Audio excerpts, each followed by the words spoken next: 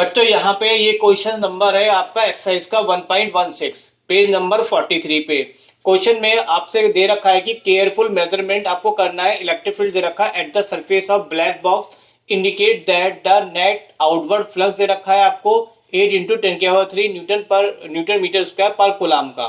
तो first question आपसे पूछा जा रहा है what is the net charge inside the box. तो क्वेश्चंस को करने के लिए पहले इसमें जो फॉर्मूला यूज होगा उस फॉर्मूले को मैं स्क्रीन पे लिख देता हूँ। ये फॉर्मूला आप जानते हैं, गॉस लॉ होता है।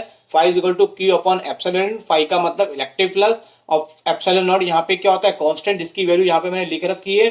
और क्यू क्या होता है आपका चार्ज।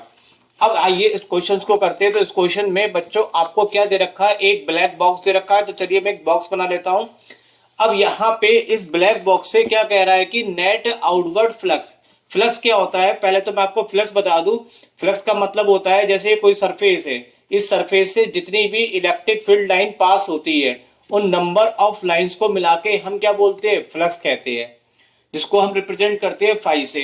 तो यहाँ पे आपको आउटवर्ड फ्लक्स किस तरीके से है कि यहाँ पे अंदर से लाइनें इलेक्ट्रिक फील्ड निकल के बाहर की तरफ आ रही है। तो ये आपका सब क्या है, ये भी फ्लक्स है, ये भी फ्लक्स है, ये भी फ्लक्स है। लेकिन वो आपसे कौन सा पूछ रहा है, नेट। वो आपको जो दे रखा है वो कौन सा दे रखा है आपको, net outward flux. Net outward का मतलब समझेंगे तो इन सबको मिला के दे रखा है। तो यहाँ पे नेट आउटवर्ड फ्लक्स कितना दे रखा है आपको यहाँ पे, तो मैं लिख देता हूं जो फ्लक्स की वैल्यू है वो कितनी है, 8 इंटू 10⁻³ न्यूटन मीटर स्क्वायर पर कोलाम।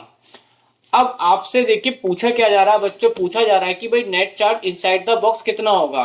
तो चलिए मैंने कुछ चार्ज दिखा देता हूं। अंदर कुछ मैंने पॉजिटिव दिखा दिए, कुछ नेगेटिव दिखा दिए, कुछ भी हो सकते हैं अंदर। जब नेट चार्ज की बात कही जाती है तो नेट चार्ज का मतलब होता है बच्चों यहाँ पे सभी चार्जों का टोटल। जितने भी चार्ज होते हैं, चार्ज की प्रॉपर्टी एडिटिव नेचर की होती है, तो उनका टोटल जब करके जो भी निकल के आता है उसे क्या बोलते हैं हम, नेट चार्ज। ये अपने आप में सारे इंडिविजुअल चार्ज है, अलग अलग चार्ज है। अगर हम इसका टोटल चार्ज की बात करेंगे तो उस टोटल चार्ज को ही हम यहाँ पे क्या बोलेंगे, नेट चार्ज।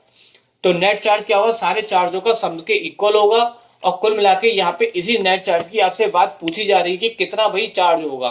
तो यहाँ पे यही आपके लिए क्वेश्चन है। तो चलिए पहले हम फॉर्मूले का यूज करेंगे। फॉर्मूला देखिए, फाई और चार्ज में हमें पास लिखा हुआ है कितना होता है, गॉस लॉ के according phi is equal to q upon epsilon naught. इससे क्यू निकालेंगे तो क्रॉस मल्टीप्लाई हो जाएगी।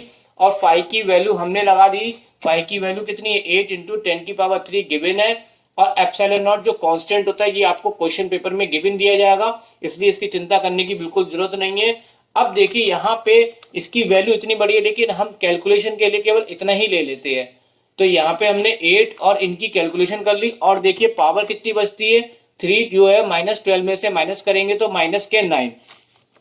जब हम इसकी मल्टीप्लाई करेंगे 8.85 की 8 से, तो आपका बच्चों यहाँ पे ये आंसर होगा। तो अगर इसको करेक्ट आंसर देना होता है तो डेसिमल को हमेशा एक के बाद सिर्फ रख के दिया जाता है। तो डेसिमल जब इधर खिसकाएंगे तो कैसे, देखिए 10⁻8 को हम लिख सकते हैं, 9 को लिख सकते हैं 10⁻8 इंटू 10⁻−1। तो ये तो हम इसको ऐसे ही रहने देते, और इससे ये डेसिमल यहाँ से यहाँ पे खिसक के आ जाएगा।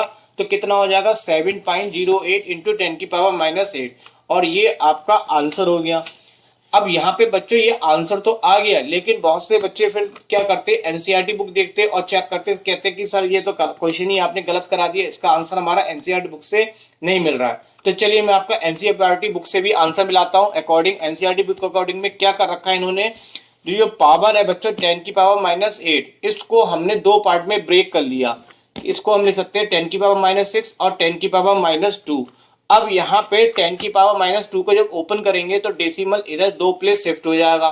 तो डेसिमल इधर 2 प्लेस शिफ्ट होके कहाँ पे आ जाएगा, 7 पे लगा था तो 2 प्लेस यहाँ पे आ गया। तो इसका जो 10⁻⁻2 से हमने इसको खोल दिया तो ये तो हट गया। अब अभी कितना बचा रहा, 10⁻⁻6। अब देखिए बच्चों, आप यहाँ पे एनसीईआरटी के अकॉर्डिंग आंसर निकालना चाह रहा हूँ। तो 10⁻⁻6 क्या होता है, 1 माइक्रो कुलाम में आप जानते हो 10⁻⁻6 कुलाम होते हैं। तो इसको हटा के हम माइक्रो कुलाम ले लेते हैं। और यहाँ पे बाकी का जो आंसर है हमने यहाँ तक का ले लिया, ये हमने नेग्लेक्ट कर दिया, हटा दिया। तो ये आंसर आपका एनसीईआरटी बुक में देखने को मिलेगा। अब बच्चों क्वेश्चन दिमाग में ये आता है कि हमें कोई एनसीईआरटी के आंसर थोड़ी याद है।